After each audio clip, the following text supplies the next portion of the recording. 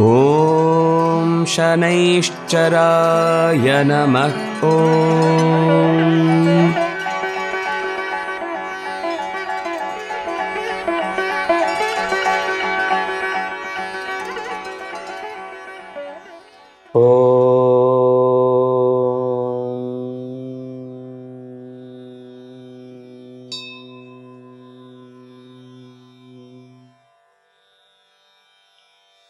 ವ್ಯಾಖ್ಯಾಮುದ್ರಾಂ ಕರಸರಸಿಜೈಃ ಪುಸ್ತಕಂ ಶಂಖಚಕ್ರೆ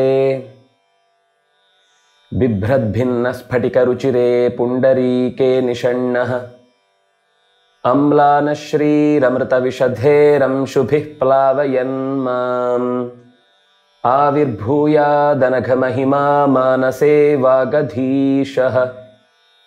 ಧ್ಯಾಯೇದಿಂದೀವರಾಭಂ ನಿಜಕರಕಮಲೆ ದಕ್ಷಿಣೆ ದಂಡಮಗ್ರ್ಯಂ ಸವ್ಯೇ ಪಾಶಂ ದಧಾನಂ ಜಘನತಟಗತೆ ರೂಪ್ಯಪೀಠಾಲಯಸ್ಥಂ ಕಾಂಚೀಗ್ರೈವೇಯಹಾರಾಂಗದಕಟಕಕಿರೀಟಾಂಗುಲೀಯಾಂಘ್ರಿಭೂಷಾ ಕರ್ಣಾಕಲ್ಪೋಜ್ವಲಾಂಗಂ ಯದುಕುಲತಿಲಕಂ ಕೃಷ್ಣಂ ಇಷ್ಟಾರ್ಥಸಿದ್ಧ್ಯೈ ರಮಾಪತಿಂ ಪೂರ್ಣಗುಣಂ ಮುಕುಂದಂ ವ್ಯಾಸಂಚ ವಿಜ್ಞಾನಸಹಸ್ರಭಾನುಂ ಪೂರ್ಣಪ್ರಬೋಧಂಚ ಸುತತ್ವದೀಪಂ ಕ್ರಮಾದ್ಗುರುಂಶ್ಚ ಪ್ರಣಮಾಮಿ ಮೂರ್ಧ್ನಾ. ನಮಃ ಸೂರ್ಯಾಯ ಚಂದ್ರಾಯ ಮಂಗಳಾಯ ಬುಧಾಯ ಚ ಗುರುಶುಕ್ರಶನಿಭ್ಯಶ್ಚ ರಾಹವೇ ಕೇತವೇ ನಮಃ.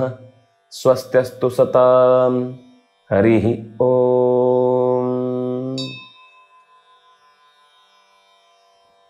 ಶನಿಶ್ಚ ಶಂ ಪ್ರಾಪಯತು. ಶನಿಯು ನಮಗೆ ಆನಂದವನ್ನೀಯಲಿ, ಮಂಗಳವನ್ನುಂಟು ಮಾಡಲಿ, ಭದ್ರವಾದಂತಹ ಬದುಕಿಗೆ ಬುನಾದಿಯನ್ನು ಕೊಡಲಿ ಅನ್ನುವ ಪ್ರಾರ್ಥನೆಯನ್ನು ಮಾಡುವಂಥದ್ದಿದೆ. ನಾವು ಸಾಮಾನ್ಯ ಬೈಗುಳದ ಶಬ್ದವಾಗಿ ಶನಿಕಾಟ, ಹೆಗಲ ಮೇಲೆ ಶನಿಕೂತ ಅನ್ನುವ ಏನೇನೋ ಅಪವಾದಗಳನ್ನೆಲ್ಲ ಅಕಾರಣವಾಗಿ ಹಾಕಿ ನಾವೇ ನಮ್ಮ ಮೈ ಮೇಲೆ ಅನರ್ಥಗಳನ್ನು ಒಡ್ಡಿಕೊಳ್ತೇವೆ. ಆದರೆ ಶಾಸ್ತ್ರಕಾರರು ಹೇಳುವಾಗ ಶನೈಶ್ಚರ, ಶನೈಹಿ ಚರತಿ ಇತಿ ಶನೈಶ್ಚರ, ಅದನ್ನೆಲ್ಲ ಏನೇನೋ ಶಬ್ದಗಳನ್ನಾಗಿ ನಾವು ಬೋರ್ಡ್ಗಳಲ್ಲಿ ನೋಡುವಾಗ ಭಯ ಆಗುತ್ತೆ. ಶನಿ ದೇವರ ದೇವಸ್ಥಾನ ಅಂತ. ದೇವಸ್ಥಾನ ಅಂದರೆ ದೇವತೆಗಳಿರುವುದು ಅಂತ. ಮತ್ತೆ ಅಲ್ಲಿ ದೇವರ ದೇವಸ್ಥಾನ ಅಂತ ಅಗತ್ಯ ಇಲ್ಲ. ಇದು ಕ್ಯಾಚ್ ಹಿಡಿ ಅಂತ ಇದ್ದ ಹಾಗೆ. ಕ್ಯಾಚ್ ಅಂದ್ರೇ ಹಿಡಿ ಅಂತ ಅರ್ಥ. ಅದರ ಮೇಲೆ ಹಿಡಿಯುವುದನ್ನು ಹಿಡಿಬೇಕು ಅಂತ. ಅಂದರೆ ಶಬ್ದಗಳನ್ನು ಬಳಸುವಾಗ ಶನಿ ಅನ್ನುವ ಶಬ್ದಕ್ಕೆ ಪರ್ಯಾಯವಾಗಿ ಸ್ಥಿರ, ಮಂದ ಈ ಶಬ್ದಗಳನ್ನು ಶಾಸ್ತ್ರಕಾರರು ಉಪಯೋಗಿಸ್ತಾರೆ. ಅಂದರೆ ಅದು ಸ್ಥಿರ ಅಂದರೆ ಒಂದೇ ಕಡೆ ನೆಲ ನಿಂತಂತೆ ಕಾಣುತ್ತೆ. ಬಹಳ ಬೇಗ ಒಂದು ರಾಶಿಯಿಂದ ಇನ್ನೊಂದು ರಾಶಿಯ ಕಡೆಗೆ ಹೋಗುವುದಕ್ಕೆ 2.5 ವರ್ಷಗಳ ಕಾಲ ತೆಗೆದುಕೊಳ್ಳುತ್ತೆ. ಅದರಿಂದಾಗಿ ಅದು ಹೋಗ್ತಾ ಇದೆಯೋ ಇಲ್ವೋ ಅಂತ ಗೊತ್ತಾಗುವುದಿಲ್ಲ ಅನ್ನುವ ಕಾರಣಕ್ಕೆ ಒಂದು ಮಂದ ಅಂತ ಅಥವಾ ಶನೈಶ್ಚರತಿ ಅಂತನೋ ಅಥವಾ ಸ್ಥಿರ ಅನ್ನುವ ಶಬ್ದಗಳನ್ನು ಬಳಸುವಂಥದ್ದಿದೆ. ಶನಿಯನ್ನು ಪ್ರತಿನಿಧಿಸುವಂತಹ ಧಾನ್ಯ ಅದು ಎಳ್ಳು. ಶಮಿ ಅನ್ನುವ ವೃಕ್ಷದ ಸಮಿಧೆಗಳನ್ನು ಯಜ್ಞಕ್ಕಾಗಿ ಆಹುತಿಗಳಲ್ಲಿ ಬಳಸುವಂಥದ್ದಿದೆ.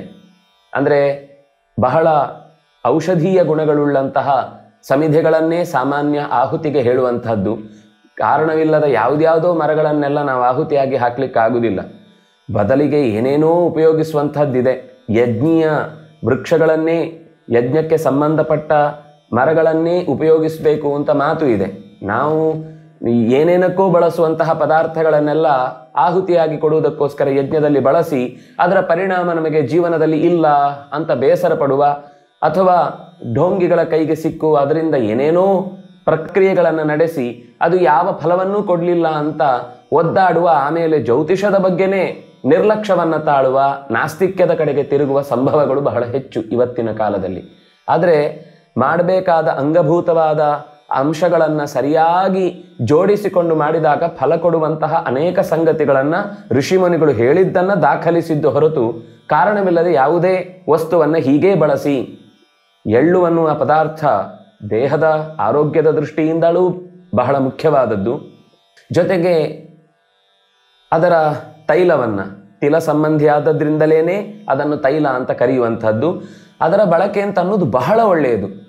ಏನಾಗಿದೆ ಅಂದರೆ, ನಮಗೆ ಅರೆಬರೆಯ ತಿಳುವಳಿಕೆಯಿಂದಾಗಿ ಎಳ್ಳನ್ನು ನಾವು ಎಲ್ಲಿಯಾದರೂ ಕಂಡ್ರೆ ಅನರ್ಥ ಆದೀತು ಅಂತನ್ನುವಷ್ಟು ಭಯಪಡಿಸುವಂತಹ ಅವ್ಯವಸ್ಥಿತವಾದ ಚಿತ್ತವುಳ್ಳವರ ಮಾತುಗಳನ್ನು ಕೇಳಿ ಜನ ಭಯಕ್ಕೊಳಗಾಗ್ತಾರೆ. ಎಳ್ಳೆಣ್ಣೆ ದೀಪಕ್ಕೆ ಹಾಕಬಾರ್ದು ಅಂತ ನಮ್ಮ ಗುರೂಜಿ ಹೇಳಿಬಿಟ್ಟಿದ್ದಾರೆ ಅಂತ. ಎಂಥ ದಡ್ಡ ಗುರೂಜಿಗಳು ಇಂಥದ್ದನ್ನು ಹೇಳ್ತಾರೆ ಅಂತ ಅನ್ನೋದನ್ನು ಬಹಳ ಶಾಸ್ತ್ರಕಾರರ ಪರಿಚಯ ಇಲ್ಲದವರ ಬಗ್ಗೆ ನೋಡಿದರೆ ಆಶ್ಚರ್ಯ ಆಗುತ್ತೆ. ತುಪ್ಪ ಅನ್ನುವುದು ದೀಪದ ದೃಷ್ಟಿಯಲ್ಲಿ ಅತ್ಯಂತ ಹೆಚ್ಚು ಪ್ರಶಸ್ತವಾದಂಥದ್ದು. ಆ ತುಪ್ಪದ ದೀಪವನ್ನು ಹಚ್ಚಿ ನಾವು ಒಂದು ಕೋಣೆಯಲ್ಲಿ ಕುಳಿತರೆ ಆ ಉರಿದ ಪ್ರಭಾವ ಅನ್ನುವುದು ದೇಹಕ್ಕೂ ಅದರನ್ನು ದೀಪವನ್ನು ಕಣ್ಣಿಗೆ ತ್ರಾಟಕಾದಿ ಮುದ್ರೆಗಳನ್ನು ಮಾಡಿಕೊಳ್ಳುತ್ತಾ ದೀಪದ ಶಿಖೆಯ ಮೇಲೆ ದೃಷ್ಟಿಯನ್ನು ಹಾಯಿಸಿದಾಗ ಕಣ್ಣಿಗೆ ಸಂಬಂಧಪಟ್ಟ ರೋಗಗಳು ಪರಿಹಾರ ಆಗುತ್ತೆ ಅಂತ ಹೇಳುವಂಥದ್ದು. ಅಕಸ್ಮಾತ್ ತುಪ್ಪವನ್ನು ಬಳಸಲಿಕ್ಕಾಗದ ಸಾಮಾನ್ಯನಿಗೆ ಹೇಳುವಂಥದ್ದು ತಿಲವನ್ನು, ಅದರ ಜಿಡ್ಡನ್ನು ಬಳಸಿ ಅದನ್ನೇ ತೈಲ ಅಂತ ಹೇಳುವಂಥದ್ದು. ಆ ತೈಲವನ್ನು ನಾವು ದೀಪಕ್ಕಾಗಿ ಬಳಸಿದರೆ ಮನೆಯಲ್ಲಿ ಯಾವುದೇ ಥರದ ಕ್ಷುದ್ರ ಪ್ರಯೋಗಗಳು, ಉಪದ್ರವಗಳು ಉಂಟಾಗುವುದಿಲ್ಲ ಅನ್ನುವ ಮಾತು ಇದೆ. ಹಾಗಾಗಿ ಇವತ್ತು ನಾವು ತೈಲ ಅಂತ ಎಣ್ಣೆ ಅನ್ನುವ ಪದಾರ್ಥವನ್ನು ದೀಪದ ಎಣ್ಣೆ ಅಂತ ಹೆಸರಿನಲ್ಲಿ ತರುವಂತಹದ್ದನ್ನು ಬಹಳ ಕಡಿಮೆ ಬೆಲೆಗೆ ಸಿಗುತ್ತೆ ಅಂತ ತಂದು ಬಿಡುವವರು ಇದ್ದಾರೆ. ಆದರೆ ಅದರ ಉತ್ಪಾದನೆಯ ಕ್ರಮವನ್ನು, ಅದಕ್ಕೆ ಬಳಸುವಂತಹ ಪದಾರ್ಥಗಳ ಬೆಲೆಯನ್ನು ಒಟ್ಟು ಸೇರಿಸಿ ಗಮನಿಸಿದಾಗ ನಾವು ಇವತ್ತು ಬಳಸುವ ಪದಾರ್ಥ ಎಂಥ ಕಲಬೆರಕೆಯದ್ದು ಅಂತ ಅರ್ಥ ಆಗುತ್ತೆ. ಹಾಗಾಗಿ ಏನೇನೋ ಜಿಡ್ಡು ಪದಾರ್ಥಗಳು, ಇನ್ಯಾವುದೋ ಮರದ ಪ್ರಾಣಿಗಳ ಕೊಬ್ಬನ್ನೆಲ್ಲ ಬಳಸಿ ಮಾಡುವಂಥದ್ದನ್ನು ಎಣ್ಣೆಗಾಗಿ ಬಳಸಿ ಇನ್ನೂ ದೇಹಕ್ಕೆ ಹೋಗಲೇಬಾರದ ಪದಾರ್ಥಗಳನ್ನೆಲ್ಲ ಅಲ್ಲೇ ಬರೆದಿರ್ತಾರೆ, ನಾಟ್ ಎಡಿಬಲ್, ಇದನ್ನು ಆಹಾರಕ್ಕಾಗಿ ಉಪಯೋಗಿಸುವಂಥದ್ದಲ್ಲ ಅಂತ. ನಮಗೆ ತಿನ್ನಲಿಕ್ಕಾಗದ್ದನ್ನು ದೇವರಿಗೆ ನಿವೇದಿಸ್ತೇವೆ ಅಂತಂದರೆ ಅದು ಇನ್ನೆಂತಹ ಕೆಟ್ಟ ಪದಾರ್ಥಗಳಿಂದ ತಯಾರಾಗಿರಬಹುದು ಅಂತ ನಾವು ಯೋಚಿಸಬೇಕು. ಹಾಗಾಗಿ ನಾವೆಲ್ಲರೂ ಸರಿಯಾದ ದೇಸಿ ಪದಾರ್ಥವನ್ನೇ ನಮ್ಮ ಸುತ್ತ ಸಹಜವಾಗಿ ಪ್ರಾಕೃತಿಕವಾಗಿ ಸಿಗುವಂತೆ ನಾವು ಎಣ್ಣೆ ಬಳಸುವುದಾದರೆ, ಅದು ಎಳ್ಳೆಣ್ಣೆ ಇರಬಹುದು, ತೆಂಗಿನೆಣ್ಣೆ ಇರಬಹುದು, ಇನ್ಯಾವುದೇ ಪದಾರ್ಥಗಳ ಎಣ್ಣೆಯನ್ನು ಬಳಸುವುದಾದರೆ ನಾವು ಮಿಲ್ಲಿಗೆ ಹೋಗಿ ಹಾಕಿಕೊಂಡು ಬಂದು ಪದಾರ್ಥವನ್ನು ಸ್ವೀಕರಿಸಿದ್ರೇ ಇವತ್ತು ಶುದ್ಧವಾಗಿ ಬದುಕುವುದಕ್ಕೆ ಸಾಧ್ಯ. ಶನಿ ಇನ್ನೆಲ್ಲೆಲ್ಲೋ ಕಾಟ ಕೊಡುವುದು ಅಂತ ಹೇಳುವವರು ನಾವು ಮಾಡಿಕೊಳ್ಳುವ ಅಪರಾಧಗಳ ಬಗ್ಗೆ ಯೋಚನೆ ಮಾಡುವುದೇ ಇಲ್ಲ. ಹಾಗಾಗಿ ಶನಿಯ ಪ್ರಭಾವ ಖಂಡಿತ ಅದು ಕಾಟ ಕೊಡುವುದಕ್ಕಲ್ಲ. ಇನ್ನೂ ಶಾಸ್ತ್ರಕಾರರ ಒಂದು ಮಾತು ಮುಂದೆ ಹೋಗಿ ಹೇಳ್ತಾರೆ, ಒಬ್ಬ ಬದುಕಿನಲ್ಲಿ ಜೀವನದ ಸರಿಯಾದ ಗುರಿಯನ್ನು ಸಾಧಿಸಬೇಕು ಅಂತಂದರೆ ಶನಿಯ ಪ್ರಭಾವನ ಮೇಲೆ ಖಂಡಿತ ಇರಬೇಕು ಅಂತ. ಹಾಗಿದ್ದಾಗಲೇ ಅವನು ಕಷ್ಟಗಳಿಂದ ಪಕ್ವವಾಗಿ ಒಳ್ಳೆಯ ಮನಸ್ಥಿತಿಯಿಂದ ಮತ್ತಷ್ಟು ಹೆಚ್ಚು ಶಕ್ತನಾಗಿ ಮುಂದಿನ ಜೀವನವನ್ನು ಸುಖಮಯವಾಗಿ ಕಳೆಯುತ್ತಾನೆ ಅನ್ನುವ ಮಾತು ಹೇಳ್ತಾರೆ. ಇಲ್ಲಿ ಅದಕ್ಕಾಗಿ ದಾನವಾಗಿ ಕೊಡುವಾಗ ಪದಾರ್ಥವನ್ನು, ಕಬ್ಬಿಣದ ಪದಾರ್ಥವನ್ನು ಉಪಯೋಗಿಸಿ ಪ್ರತಿಮೆಯನ್ನು ರಚಿಸುವುದನ್ನು ಹೇಳ್ತಾರೆ. ಆಮೇಲೆ ನೀಲ ಅನ್ನುವಂತಹ ಬೆಲೆ ಬಾಳುವ ಮುತ್ತು ಮಾಣಿಕೆಗಳಲ್ಲಿ ಮಧ್ಯೆ ಸಿಲುಕುವಂತಹ ಪದಾರ್ಥವನ್ನು ಮೈಗೆ ಧರಿಸುವಂತಹದ್ದು, ನೀಲ ವಸ್ತ್ರ ಧರಿಸುವಂತಹದ್ದು ಮತ್ತು ಅದರಲ್ಲೇ ಅಲಂಕಾರವನ್ನು ಮಾಡುವುದು ಅಥವಾ ಧಾನ್ಯವನ್ನು ಕಟ್ಟಿಕೊಡುವುದು, ಇದನ್ನು ಹೇಳುವಂತಹದ್ದು. ನೀಲಿ ಬಣ್ಣದ ವಸ್ತ್ರವನ್ನು ಉಪಯೋಗಿಸುವಂತಹದ್ದು. ಪಶ್ಚಿಮದ ದಿಕ್ಕು ಶನಿಯ ದಿಕ್ಕಾಗಿ ಇರುವಂತಹದ್ದು. ಅಲ್ಲಿ ಧನುಸ್ಸಿನ ಚಿಹ್ನೆಯಲ್ಲಿ ಆವಾಹನೆ ಮಾಡುವುದನ್ನು ನಾವು ಕಾಣ್ತೇವೆ. ನಮ್ಮ ದೇಹ ಅನ್ನೋದೊಂದು ಧನುಸ್ಸು. ಅದೇ ರೀತಿ ಶನಿ ಈ ಧರೆಗೆ ಸಂಬಂಧಪಟ್ಟಂತಹ, ಧರ ಮತ್ತು ಶನಿ ಇದು ಭೂಮಿಗೆ ಸಂಬಂಧಪಟ್ಟ ದೇವತೆಗಳು. ಭೂಮಿಯಿಂದಲೇ ಪ್ರಧಾನವಾಗಿ ರಚನೆಗೊಂಡಂತಹ ಈ ಶರೀರವನ್ನು ಅಭಿಮಾನಿಸುವವರು. ಹಾಗಾಗಿ ಅವರ ಪ್ರಭಾವ ಇದ್ದಷ್ಟು ನಮ್ಮ ಶರೀರದಲ್ಲಿ ಹೆಚ್ಚು ತಾಕತ್ತು ಬೆಳೆಯುತ್ತೆ ಅನ್ನೋದನ್ನು ಹೇಳುತ್ತಾರೆ.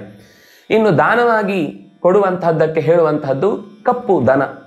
ಕಪ್ಪು ಬಣ್ಣದ ದನವನ್ನು ದಾನ ಮಾಡಿದರೆ ಶನಿ ಗ್ರಹ ದೋಷದ ಪೀಡೆಯನ್ನು ಪರಿಹರಿಸಿಕೊಳ್ಳುವುದಕ್ಕೆ ಸಾಧ್ಯವಾಗುತ್ತೆ. ಇದರ ಜೊತೆಗೆ ನೈವೇದ್ಯಕ್ಕೆ ಬಳಸುವಂತಹದ್ದು ಮತ್ತು ಆಹುತಿಯಲ್ಲಿ ಕೊಡುವಂತಹದ್ದು ತಿಲಮಿಶ್ರಿತವಾದ ಅನ್ನ.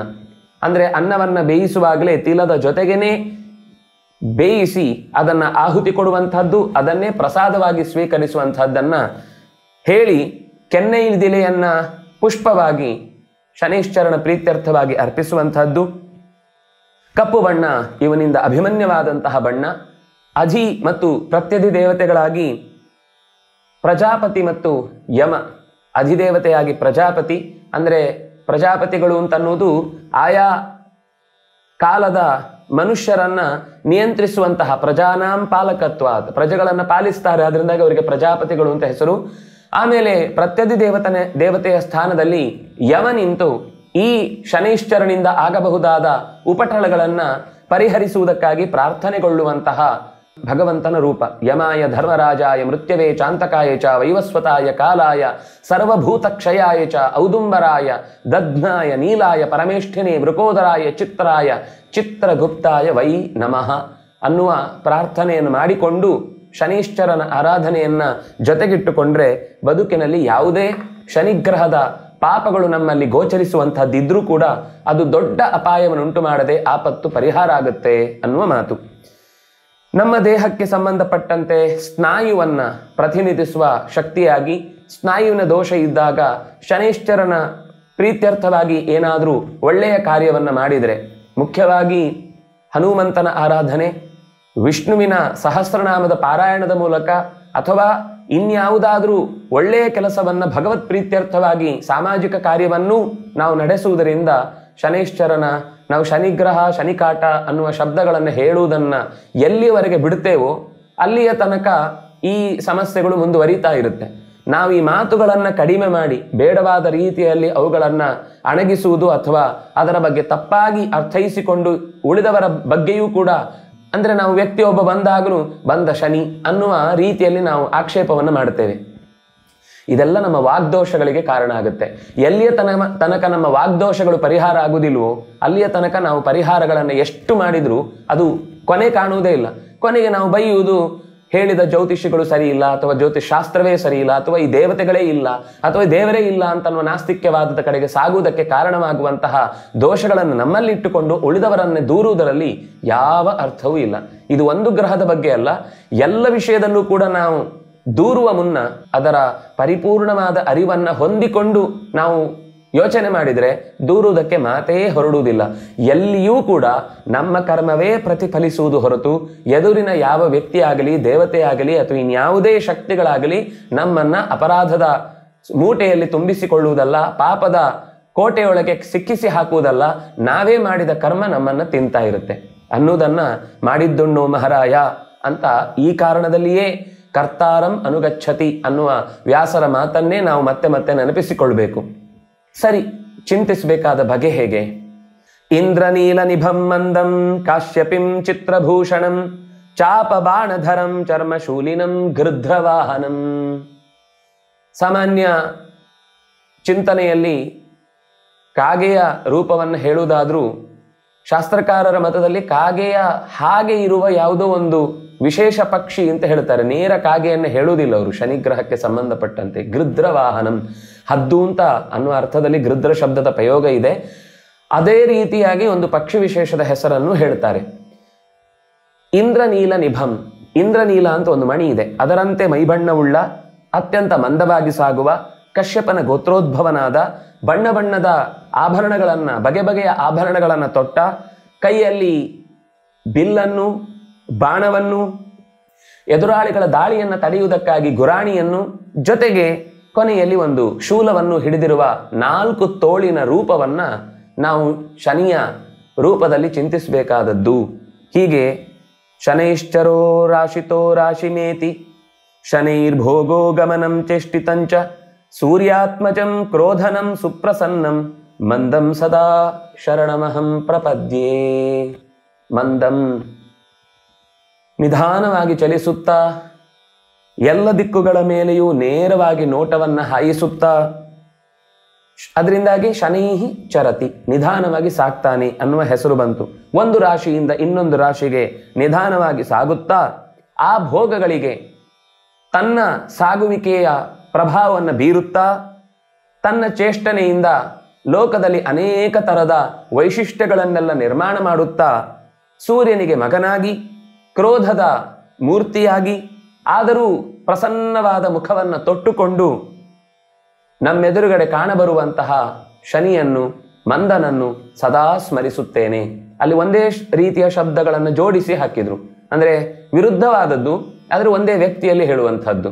ಕ್ರೋಧನಂ ಸುಪ್ರಸನ್ನಂ, ಕೋಪ ಬರುತ್ತೆ, ಆದರೆ ಕೋಪ ಬರುವುದು ಯಾರ ಮೇಲೆ ಅಂದರೆ ಯಾರು ತನ್ನನ್ನು ಸರಿಯಾಗಿ ಅರಿಯದೆ ಭಗವಂತನ ಪ್ರಜ್ಞೆಯನ್ನು ಮರೆತು ಜಗತ್ತಿನಲ್ಲಿ ಕಾರ್ಯನಿರ್ವಹಿಸ್ತಾನೋ ಅವನ ಮೇಲೆ ಕೋಪ. ಆದರೆ ಯಾರು ಭಗವತ್ ತತ್ವದಲ್ಲಿ ಚೆನ್ನಾಗಿ ಮನಗಂಡು ಶಾಸ್ತ್ರೀಯ ಚರ್ಚೆಗಳಲ್ಲಿ, ಶಾಸ್ತ್ರೀಯ ಚಟುವಟಿಕೆಗಳಲ್ಲಿ ತನ್ನನ್ನ ತೊಡಗಿಸಿಕೊಂಡವನಾದ್ರೆ ಸುಪ್ರಸನ್ನಂ, ಅವನ ಜೊತೆಗೆ ಯಾವಾಗಲೂ ಸಂತೋಷದಿಂದ ಇರ್ತಾನೆ. ಹಾಗಾಗಿ ಶನಿಯ ದೃಷ್ಟಿ ಬಿತ್ತು, ಅದರಿಂದ ತಲೆ ಹೋಯ್ತು, ಕೈ ಹೋಯ್ತು, ಕಾಲು ಹೋಯ್ತು, ಅಥವಾ ಇನ್ನೇನೇನು ಆಯಿತು ಅಂತ ಅನ್ನುವೆಲ್ಲ ಕಥೆಗಳೆಲ್ಲ ಬರುವಂತಹದ್ದು ಕೇವಲ ಒಂದು ಸಂಕೇತದ ರೂಪದಲ್ಲಿ ಬರುವುದಷ್ಟೇ ಹೊರತು ಇದು ಯಾವುದೂ ಕೂಡ ನಮಗೆ ನೇರವಾಗಿ ಅವನ ದೃಷ್ಟಿ ಬಿದ್ದೊಡನೆ ಬದುಕು ಹಾಳಾಯಿತು ಅನ್ನುವ ಅರ್ಥದಲ್ಲಿ ಅಲ್ಲ. ಅವನ ದೃಷ್ಟಿ ಬೀಳುವುದು ಅಂದರೆ ನಮ್ಮ ಪಾಪದ ಸಮಯ, ನಾವು ಉಣ್ಣಬೇಕಾದಂತಹ ಕಾಲ ಅದು ಪಕ್ವಗೊಂಡಿದೆ. ಅದು ಒಳಿತನ್ನ ಅನುಭವಿಸುವ ಕಾಲವೋ ಕೆಡುಕನ್ನ ಅನುಭವಿಸುವ ಕಾಲವೋ ಇದನ್ನಷ್ಟೇ ಗ್ರಹಗಳು ಸೂಚಿಸ್ತಾವೆ. ಹಾಗೆ ಸೂರ್ಯನಿಗೆ ಮಗನಾಗಿ ಛಾಯೆಯಲ್ಲಿ ಹುಟ್ಟಿದವನು, ಸೂರ್ಯನಿಗೆ ಸಂಜ್ಞಾ ಅನ್ನುವ ಹೆಣ್ಣು ಮಗಳು ಅವನ ತಾಪವನ್ನು ತಾಳಲಾರದೆ ಹೊರಟು ಹೋಗುವಾಗ ಸೂರ್ಯನಿಗೆ ಯಾವುದೇ ತನ್ನ ನಿತ್ಯದ ಕೈಂಕರ್ಯದಲ್ಲಿ ತೊಡಕುಂಟಾಗಬಾರದು ಅಂತ ತನ್ನದೇ ನೆರಳಿಗೆ ಒಂದು ಪ್ರಾಣವನ್ನಿತ್ತು. ಅದು ನೇರವಾಗಿ ಸೂರ್ಯನ ಜೊತೆಗೆ ಬಾಳುವೆಯನ್ನು ನಡೆಸುವಾಗ ಹುಟ್ಟಿದವನು ಈ ಶನೈಶ್ಚರ.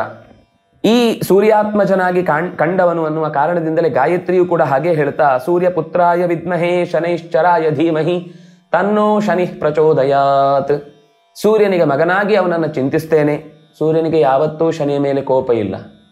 ಇದೊಂದು ಕೆಟ್ಟ ಕಲ್ಪನೆಯನ್ನು ಮಾಡಿಕೊಂಡು ನಾವು ನಮ್ಮ ಮನೆಯ ಕಥೆಯನ್ನೆಲ್ಲ ಧಾರಾವಾಹಿಯಲ್ಲಿ ತೋರಿಸಿ ಜನರ ತಲೆಯನ್ನು ಕೆಡಿಸಿದ ಒಂದು ದೊಡ್ಡ ಪಾಪಕೃತ್ಯಕ್ಕೆ ಕೈ ಹಾಕಿದವರ ಕಥೆ ಏನು ಅಂತ ಬಹುಶಃ ಅವರೇ ಊಹಿಸ್ಲಿಕ್ಕೆ ಸಾಧ್ಯ ಇಲ್ಲ. ಆದರೆ ಬಹಳ ಗಮನ ಇಟ್ಟು ನಾವು ಯೋಚನೆ ಮಾಡಬೇಕಾದ ಸಂಗತಿ, ಸೂರ್ಯನಿಗೆ ಮಗನಾದದ್ರಿಂದ ಅವನಲ್ಲಿ ವಿಶೇಷವಾದ ಸೂರ್ಯನಿಂದ ಏನೇನು ಕಾರ್ಯಗಳು ನಡೆಯುತ್ತೋ ಆ ಎಲ್ಲ ಕಾರ್ಯಗಳಲ್ಲೂ ಶನಿಯ ಪಾಲು ಇದೆ ಅನ್ನುವ ಮಾತನ್ನು ಹೇಳ್ತಾರೆ. ಭೂಮಿಗೆ ತುಂಬ ಪ್ರಭಾವವನ್ನು ಬೀರುವ ಶಕ್ತಿಯಾಗಿ ಸೂರ್ಯ ಇದ್ರೆ, ಅದೇ ರೀತಿ ಶನಿಯ ಪ್ರಭಾವವು ಕೂಡ ಸೂರ್ಯನ ಮಗನಾಗಿ, ಯಾಕೆಂದ್ರೆ ಆತ್ಮಾವೈ ಪುತ್ರನಾಮಾಸಿ ಅನ್ನುವ ಕಾರಣದಿಂದ ನಮ್ಮ ಪಕ್ವತೆಗೆ ಕಾರಣವಾಗುವ ಶಕ್ತಿಯಾಗಿ ಶನೈಶ್ಚರನಿದ್ದಾನೆ. ಶನೈಶ್ಚರಾಯ ಧೀಮಹಿ, ನಾನು ಹಾಗೆ ಅವನನ್ನು ಧ್ಯಾನಿಸುತ್ತೇನೆ. ಅಂತಹ ಮಂದ ನಮ್ಮ ಮಂದ ಬುದ್ಧಿಯನ್ನ ದೂರೀಕರಿಸಿ ನಮ್ಮ ಒಳಿತನ್ನ ಪ್ರಚೋದಿಸಲಿ. ನೀಲಾಂಜನಗಿರಿ ಪ್ರಖ್ಯಂ ರವಿಪುತ್ರಂ ಯಮಾಗ್ರಜಂ ಛಾಯಾ ಮಾರ್ತಂಡ ಸೂನುಂಚ ಪ್ರಣಮಾಮಿ ಶನೈಶ್ಚರಂ. ನೀಲಾಂಜನಗಿರಿ ಪ್ರಖ್ಯಂ, ನೀಲ ಬಣ್ಣದ ಬೆಟ್ಟದ ಸದೃಶವಾದ ಬಣ್ಣವನ್ನ ಹೊಂದಿದ ರವಿಗೆ ಮಗನಾಗಿ, ಛಾಯೆಯಲ್ಲಿ ಮಾರ್ತಂಡನಿಗೆ, ಆದರೆ ಮಾರ್ತಂಡ ಅಂತ ಸೂರ್ಯನಿಗೆ ಇನ್ನೊಂದು ಹೆಸರು, ಸೂನುವಾಗಿ ಪ್ರಸವಿಸಿದವನಾಗಿ ಅವನ ಎಲ್ಲ ಗುಣಗಳನ್ನು ಹೊತ್ತು ಬಂದಂತಹ ಮಂದನನ್ನು ನಾನು ನಮಿಸುತ್ತೇನೆ, ಸದಾ ನಮಸ್ಕರಿಸುತ್ತೇನೆ. ಇವನಿಂದ ಅಭಿಮನ್ಯವಾದ ವಸ್ತುಗಳು, ಇವನಿಂದ ಪ್ರಭಾವಿತವಾದಂತಹ ವಸ್ತುಗಳು ಯಾವುದು? ತ್ರಪು ಅಂದರೆ ಲೋಹಗಳಲ್ಲಿ ಪ್ರಧಾನವಾದದ್ದು. ಸೀಸ, ಕಾಲದ ದೇವತೆಯಾಗಿಯೂ ಲೋಕದಲ್ಲಿ ಅನೇಕ ಕೆಲಸಗಳನ್ನು ಮಾಡುವವನು. ಮತ್ತು ಕಾಲ ಅಂದರೆ ಕಪ್ಪು ಅಂತ ಅರ್ಥ. ಕಪ್ಪು ಬಣ್ಣಕ್ಕೆ ಸಂಬಂಧಪಟ್ಟ ವಸ್ತುಗಳ ಮೇಲೆ ಅಂದರೆ ಕಲ್ಲಿದ್ದಲಿರಬಹುದು ಇತ್ಯಾದಿ ಬೇರೆ ಬೇರೆ ಪದಾರ್ಥಗಳು, ಪ್ರಧಾನವಾಗಿ ಲೋಹಗಳು ಅಥವಾ ಲೋಹವನ್ನು ಹೊಂದಿರುವ ಖನಿಜಗಳು, ಇವೆಲ್ಲದರ ಮೇಲೆ ಪ್ರಭಾವವನ್ನು ಬೀರುವವನು. ಇನ್ನು ಕಪ್ಪು ಧಾನ್ಯಗಳು, ಕಪ್ಪು ಬಣ್ಣದ ಧಾನ್ಯಗಳು, ಅದು ತಿಲದಿಂದ ಹಿಡಿದು ಉಳಿದಂತೆ ಎಲ್ಲವೂ ಕೂಡ ಸಾವು ಅಂದರೆ ನಮಗನ್ನಿಸೋದು ಕೇವಲ ಜೀವ ಬಿಡುವುದು ಮಾತ್ರ ಸಾವಲ್ಲ. ಸಾವು ನೂರಾರು ಥರ ಇದೆ. ನಮ್ಮ ಆತ್ಮಾಭಿಮಾನ ಕಳೆದುಕೊಳ್ಳುವುದು, ಅವಮಾನ ಆಗುವುದು, ಸಂಪತ್ತನ್ನು ಕಳೆದುಕೊಳ್ಳುವುದು, ನಾವು ತುಂಬ ನಂಬಿದವರು ನಮ್ಮಿಂದ ದೂರ ಆಗುವುದು, ಇದೆಲ್ಲವೂ ಒಂದು ರೀತಿಯಲ್ಲಿ ಸಾವೇ. ಎಲ್ಲದಕ್ಕಿಂತ ಮುಖ್ಯವಾಗಿ ಗುಣಗಳಿಂದ ದೂರನಾಗುವುದು, ಗುಣಹೀನನಾಗಿ ಬದುಕುವುದೇ ಮುಖ್ಯ ಸಾವು. ಆ ಸಾವಿಗೆ ಕಾರಣವಾಗುವಂತಹ ಪ್ರಭಾವ ಅದು ಶನೈಶ್ಚರನಿಂದ ಇದ್ದೇ ಇರುತ್ತೆ. ನಾವು ನಳನ ಕಥೆಯನ್ನು ಕೇಳುವಾಗ ಕಲಿಯ ಪ್ರಭಾವದಿಂದ ಏನೇನಾಯಿತು ಅಂತ ಹೇಳುವಾಗ ಕಲಿಯ ಪ್ರಭಾವವನ್ನು ತೋರ್ಪಡಿಸುವಂಥದ್ದು ಶನಿಯ ಗ್ರಹದ ಮೂಲಕ ಕಾಣಿಸುತ್ತೆ. ಹಾಗಾಗಿ ಅನೇಕ ಜನರ ಬದುಕಿನಲ್ಲಿ ಉಂಟಾಗುವ ಕಷ್ಟಗಳಿಗೆ ಕಾರಣನಾಗಿ ಶನಿ ಇದ್ದಾನೆ ಅಂದರೆ ಅದು ಶನಿಯ ಕಾರಣ ಅಲ್ಲ, ಶನಿಯ ದಿಕ್ಸೂಚಿತನ ಅನ್ನುವುದು ಕಲಿಯ ಪ್ರಭಾವವನ್ನು ತೋರಿಸಿಕೊಡುತ್ತೆ. ಅದು ಮಾಡುವಂತಹದ್ದು ಕಲಿ, ಅದು ಭಗವಂತನ ಸಂಕಲ್ಪದಂತೆ ಆ ಪ್ರಭಾವವನ್ನು ಶನಿ ಎತ್ತಿ ತೋರಿಸ್ತಾನೆ, ಅದನ್ನು ಜೀವ ಅನುಭವಿಸ್ತಾನೆ.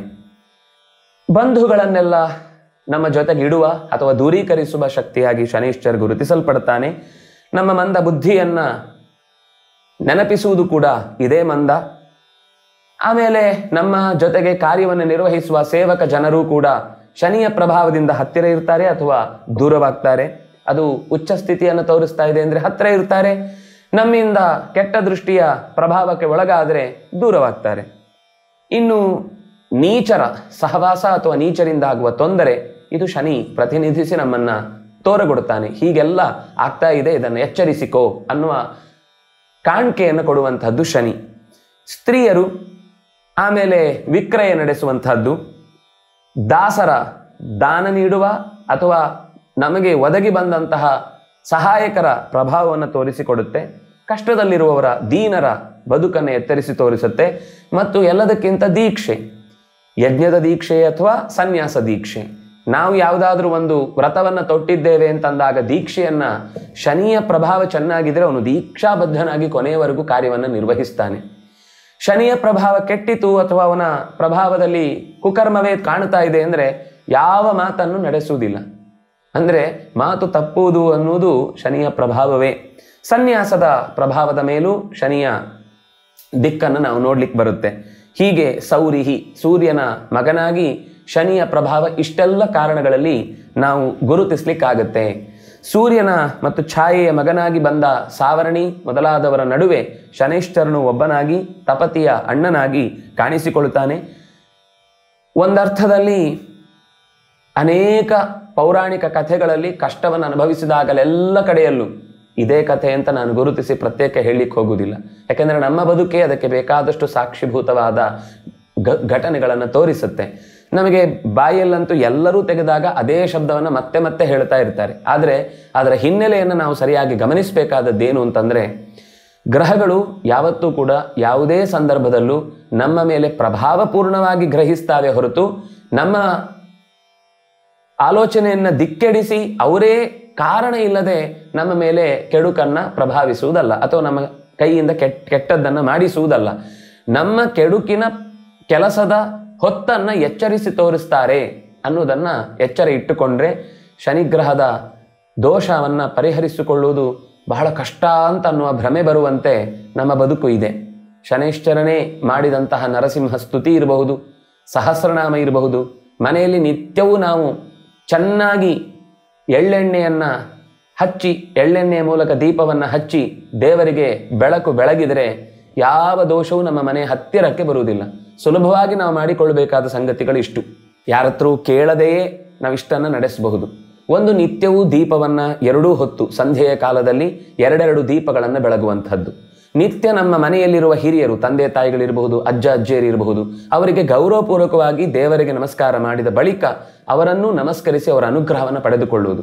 ನಮಗೆ ಪಾಠವನ್ನು ಕಲಿಸಿದ, ಶಾಸ್ತ್ರೀಯ ವಿಷಯಗಳನ್ನು ತಿಳಿಸಿದಂತಹ ಗುರುಗಳನ್ನು ಸದಾ ನೆನೆಯುವುದು, ನಮ್ಮ ಪೂರ್ವದ ಗುರುಗಳನ್ನು, ನಮಗೆ ಹಿರಿಯರಾಗಿ ನಮ್ಮ ಮತೀಯ ಗುರುಗಳು ಯಾರ್ಯಾರಿದ್ದಾರೋ ಅವರನ್ನು ಶ್ರದ್ಧಾಪೂರ್ವಕವಾಗಿ ಗೌರವಿಸುವಂಥದ್ದು.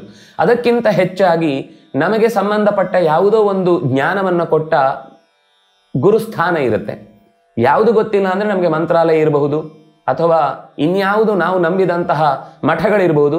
ಆ ಗುರುಸ್ಥಾನೀಯರಾದ ವ್ಯಕ್ತಿಗಳನ್ನು ಗೌರವಿಸಿ ಅವರನ್ನು ನಮ್ಮ ಕಾಣಿಕೆಯಿಂದಲನೋ ಪಾದ ಪ್ರಕ್ಷಾಲನೆಯಿಂದಲನೋ ಮನೆಗೆ ಬರೆಸಿಕೊಳ್ಳುವುದರಿಂದಲೋ ಅವರಿಂದ ತತ್ವೋಪದೇಶ ಕೇಳುವುದರಿಂದಲನೋ ಸಂಪರ್ಕವನ್ನು ಸದಾ ಇಟ್ಟುಕೊಂಡು ನಮ್ಮ ಬದುಕಿನ ಪ್ರತಿಯೊಂದು ಕೆಲಸದಲ್ಲೂ ಒಂದು ಭಾಗವನ್ನು ಧರ್ಮದ ಕಾರ್ಯಕ್ಕಾಗಿ, 6ನೆಯ 1 ಭಾಗ ಅಥವಾ 5ನೆಯ 1 ಭಾಗವನ್ನು ಧರ್ಮಕ್ಕಾಗಿ ವಿನಿಯೋಗಿಸಬೇಕು ಅಂತ ಶಾಸ್ತ್ರಕಾರರು ಹೇಳಿದಂತೆ ನಡೆದುಕೊಂಡದ್ದು ಹೌದಾದರೆ ಯಾವ ಗ್ರಹದ ಪ್ರಭಾವ ಇರುವುದಿಲ್ಲ, ಅದರಲ್ಲೂ ವಿಶೇಷವಾಗಿ ಶನಿಯ ಪ್ರಭಾವ ಅಂತೂ ಕಾಡುವುದೇ ಇಲ್ಲ ಅನ್ನುವ ಮಾತನ್ನು ನಾವು ಸರಳವಾಗಿ ಆಲೋಚನೆ ಮಾಡಿದರೆ ಹೆದರಿಯೇ ನಾವು ಎಷ್ಟೋ ಗ್ರಹಗಳ ಪೀಡೆಗೆ ಒಳಗಾಗುವಂಥದ್ದು. ಮತ್ತು ನಮ್ಮ ಮಾತಿನಲ್ಲಿ ಶುದ್ಧತೆಯನ್ನು ಕಾಪಾಡಿಕೊಳ್ಳುವಂಥದ್ದು, ನಮ್ಮ ಸಂಸ್ಕೃತಿಯನ್ನು ಗೌರವಿಸುವ, ಈ ಗ್ರಹಗಳ ಬಗ್ಗೆ ಉಳಿದವರು ಆಡುವಂತೆ ನಿಕೃಷ್ಟವಾಗಿ ಅಥವಾ ಅದನ್ನೊಂದು ಹಾಸ್ಯದ ವಸ್ತುವಾಗಿ ಬಳಸದೆ ಒಳ್ಳೆಯ ಅರ್ಥದಲ್ಲಿ ನಮ್ಮನ್ನು ಗ್ರಹಿಸ್ತಾರೆ ಅನ್ನುವ ಎಚ್ಚರದಿಂದ ಅವರನ್ನು ಪ್ರಾರ್ಥಿಸಿದರೆ, ಕಂಡಲ್ಲಿ ಅಂತಹ ಕ್ಷೇತ್ರಗಳು ಕಂಡಲ್ಲಿ ಹೋಗಿ ಬಂದು ಗೌರವಪೂರ್ವಕವಾಗಿ ನಾವು ನಡ್ಕೊಂಡದ್ದು ಹೌದಾದರೆ, ಹಾಗೆ ಬಳಸುವಾಗಲೂ ದೀಪ ಹಚ್ಚುವಾಗಲೂ ಶುದ್ಧ ದೀಪವನ್ನು ಬಳಸಬೇಕಾದದ್ದು ಬಹಳ ಮುಖ್ಯ. ಇನ್ನೇನೇನೋ ಎಣ್ಣೆಗಳನ್ನು, ಅದರ ಇವತ್ತು ಕ್ಯಾನ್ಸರ್ ಬರಲಿಕ್ಕೆ ಅಥವಾ ಶ್ವಾಸಕೋಶ ಸಂಬಂಧಿಯಾದ ರೋಗ ಬರಲಿಕ್ಕೆ ಬೇರೇನೂ ಕಾರಣ ಬೇಕಿಲ್ಲ ಅಂತ ಹೇಳುವಂಥದ್ದು ನಾವು ಮನೆಯಲ್ಲಿ ಬಳಸುವ ಕರ್ಪೂರ, ಅಗರಬತ್ತಿ, ದೀಪಗಳೇ ಕಾರಣ ಅನ್ನೋದನ್ನು ಇವತ್ತು ನೂರಾರು ದೇವಸ್ಥಾನಗಳಲ್ಲಿ, ಮನೆಗಳಲ್ಲಿ ಈ ಕರ್ತವ್ಯದಲ್ಲಿ ಧರ್ಮದ ಹೆಸರಿನಲ್ಲೇ ಮಾಡ್ತಾ ಇರುವ ಕರ್ತವ್ಯದಿಂದಲೇ ಅಪಾಯವನ್ನು ತಂದುಕೊಂಡ ನೂರಾರು ಕೇಸುಗಳಿವೆ. ಹಾಗಾಗಿ ನಾವು ಸ್ವದೇಶಿ ವಸ್ತುಗಳಿಗೆ ಸಾಗಬೇಕಾದದ್ದು ಈ ಹಿನ್ನೆಲೆಯಲ್ಲಿ ಬರುತ್ತೆ. ಅದರಿಂದಾಗಿ ನಾವು ಎಲ್ಲಿಯ ತನಕ ನಮ್ಮ ಕಣ್ಣ ಎದುರುಗಡೆ ಕಾಣುವ ರೀತಿಯಲ್ಲಿ ತಯಾರಾದ ವಸ್ತುವನ್ನು ಬಳಸ್ತೇವೋ ಅಲ್ಲಿಯ ತನಕ ನಮಗೆ ಯಾವ ಅಪಾಯವೂ ಉಂಟಾಗುವುದಿಲ್ಲ. ನಾವು ಎಲ್ಲಿ ಸುಲಭದಲ್ಲಿ ಸಿಗುತ್ತೆ ಅಂತ ದುಡ್ಡು ಕೊಟ್ಟು ಕೇವಲ ಅದರಲ್ಲಿ ಒಂದು ಸ್ವಲ್ಪವೂ ಶ್ರಮ ಹಾಕದೆ ಕ್ರಯಿಸುವ ದರ್ಪವನ್ನು ತೋರುತ್ತೇವೋ ಅಲ್ಲಿಯ ತನಕ ಎಲ್ಲ ಗ್ರಹಗಳ ಪ್ರಭಾವವು, ವೈದೇಶಿಕ ಗ್ರಹಗಳು ಇರ್ಬೋದು, ಇಲ್ಲಿಯೇ ಇದ್ದ ನಮ್ಮ ಸುತ್ತಲಿರುವರೆ ಗ್ರಹಗಳಿರ್ಬೋದು, ಅವರಿಂದ ಅಪಾಯವನ್ನು ನಾವು ಎದುರಿಸ್ತಾನೆ ಇರ್ತೇವೆ. ಈ ಗ್ರಹಗಳು ಯಾವತ್ತೇನು ಮಾಡುವುದಿಲ್ಲ. ನಮ್ಮ ಸುತ್ತ ಇದ್ದ ಗ್ರಹಗಳೇ ನಮ್ಮನ್ನು ತೊಂದರೆ ಕೊಡುವಂಥದ್ದು. ಈ ಎಚ್ಚರಿಕೆಯನ್ನು ಇಟ್ಟುಕೊಂಡು ನಾವು ಬದುಕಿದ್ರೆ ಎಲ್ಲ ಸಮಸ್ಯೆಗಳಿಂದ ನಾವು ಸುಲಭವಾಗಿ ಪಾರಾಗ್ತೇವೆ. ಅಂತಹ ನಮ್ಮ ಬದುಕಿನ ಬಣ್ಣ ಬಣ್ಣದ ಚಿತ್ರಣಗಳಿಗೆ ಕಾರಣವಾಗಿ ಆ ಮೂಲಕ ನಮ್ಮನ್ನು ಸಾತ್ವಿಕ ದಾರಿಯಲ್ಲಿ ಕರೆದೊಯ್ಯುವುದೇ ಈ ಗ್ರಹಗಳ ನಿಜವಾದ ಕೆಲಸ. ಅಂತಹ ಗ್ರಹ ಬಲ ನೆನೆಸಿದಂತಹ ಭಗವಂತನ ಕಡೆಗೆ ಸಾಗುವುದಕ್ಕೆ ಈ ಎಲ್ಲರೂ ಶಂ ಪ್ರಾಪಯತು, ನಮಗೆ ಮತ್ತಷ್ಟು ಆನಂದವನ್ನೇ ಈಯಲಿ ಅನ್ನುವ ಪ್ರಾರ್ಥನೆಯನ್ನು ಮಾಡುತ್ತಾ ಅವರ ಅನುಗ್ರಹವನ್ನು ಕೋರೋಣ. ನಮಸ್ಕಾರ.